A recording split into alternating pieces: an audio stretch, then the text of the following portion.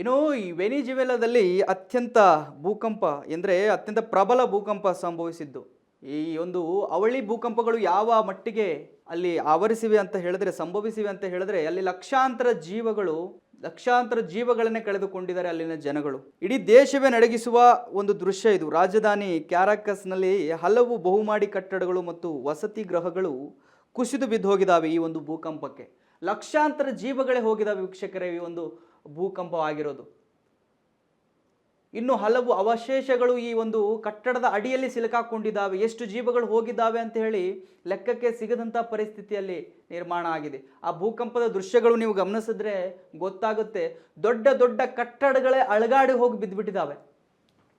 So ಆ ಮಟ್ಟಕ್ಕೆ 7.2 ಮತ್ತು 7.5 ಆ ಒಂದು ತೀವ್ರತೆಯಲ್ಲಿ ಈ ಒಂದು ಭೂಕಂಪ ಸಂಭವಿಸಿರ್ತಕ್ಕಂಥದ್ದು ನೀವು ಗಮನಿಸ್ತಾ ಇದ್ದೀರಿ.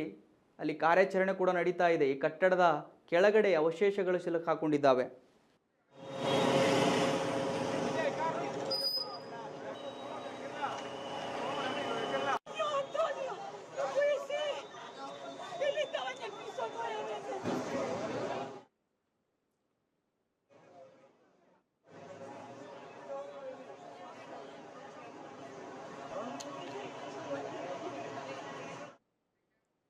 ಇದಾಗಿತ್ತು ಇವತ್ತಿನ ಸುದ್ದಿಗಳು. ನಿರಂತರ ಸುದ್ದಿಗಾಗಿ ನೋಡ್ತಾ ಇರಿ ಸಂಪೂರ್ಣ ನ್ಯೂಸ್. ಇದು ನೊಂದವರ ಧ್ವನಿ.